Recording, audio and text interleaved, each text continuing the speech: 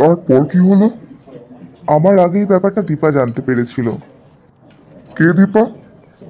আমার শালী, মানে যার সঙ্গে আমার বিয়ে হয়েছিল। সবকিছু জানার পর পুরো ব্যাপারটাকে ম্যানেজ করার জন্য দীপা বাবা মার নজরে নিজেকে খারাপ করতে শুরু করলো। আর এই ব্যাপারটা আমার ভালো লাগছিল না। তখন আমি বাবা মার সামনে সবকিছু স্বীকার করলাম। তোর শালীর তো বেশ দম আছে বলতে হবে। তোর মুখোশটা না খুলে নিজেকে সবার সামনে খারাপ করলো। দীপা খুব ভালো মেয়ে, তাই খুব সহজেই আমাদের ডিভোর্সটা হয়ে গেল। তোর প্রবলেমের সঙ্গে সঙ্গে আমার প্রবলেমটা মনে হচ্ছে মিটে গেল। মানে? তোকে তো বললাম আমি বিয়ের জন্য একটা মেয়ে খুঁজছি, আর এমন একটা মেয়ে যে আমাকে সারা জীবন ভালো রাখবে। তুই কি বলতে চাইছিস বলতো? আমি তোর শালীর কথা বলছি। এইরকম ভালো মেয়ে চট করে পাওয়া যায় না।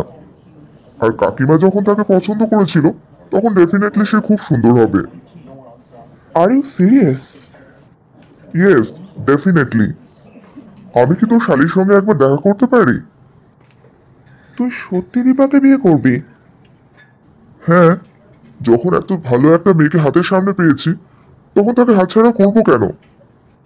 তুই শুধু একবার তার সঙ্গে আমার দেখা করিয়ে দে। বাবা, কেমন হয়েছে রান্না? দারুণ হয়েছে বৌমা, তুমি তো খুব ভালো রান্না করতে পারো।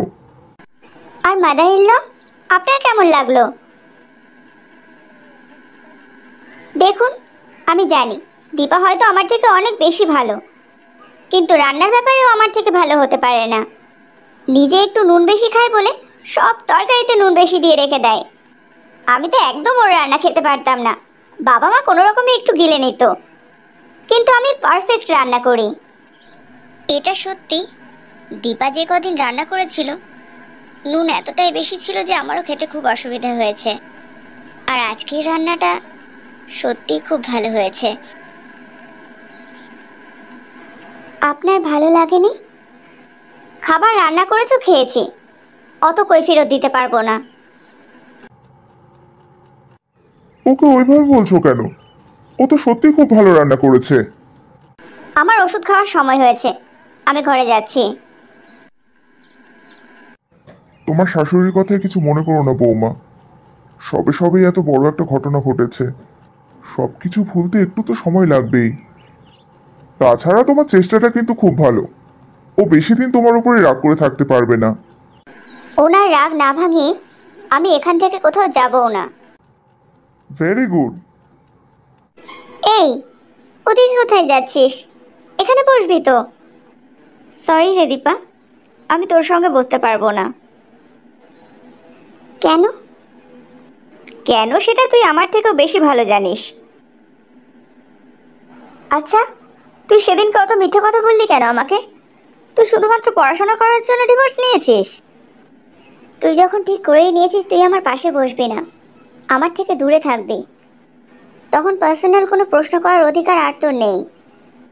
ছি ছি, আমি এতদিন এমন একজনের সঙ্গে বন্ধুত্ব রেখেছিলাম যে কিনা মেয়েই নয়। দেখ দীপা, তোদের মতন মানুষরা কিন্তু সাধারণ মানুষের সঙ্গে থাকতে পারে না। তোর মতনই যারা আছে তুই তাদের কাছে চলে যা। তোর জ্ঞান দেওয়া হয়ে গেছে? জ্ঞান দেওয়া হয়ে থাকলে যা, যেখানে ইচ্ছে সেখানে বস, আমার মাথা খাবি না। আমি কিন্তু সবাইকে গিয়ে বলে দেবো তুই আসলে কি। তখন কলেজের সবাই তোকে এই কলেজ থেকে তাড়িয়ে দেবে। ঠিক আছে, তোর যা ইচ্ছে তুই তাই কর, আমি তোর এই ধমকিতে ভয় পাই না। এবার আমিও দেখছি কে আমাকে এই কলেজ থেকে বার করছে। এই তুই বন্ধু, আমার সঙ্গে এইভাবে কথা বলছিস? আজকের পর থেকে আমি আর তোর সঙ্গে কথাই বলবো না।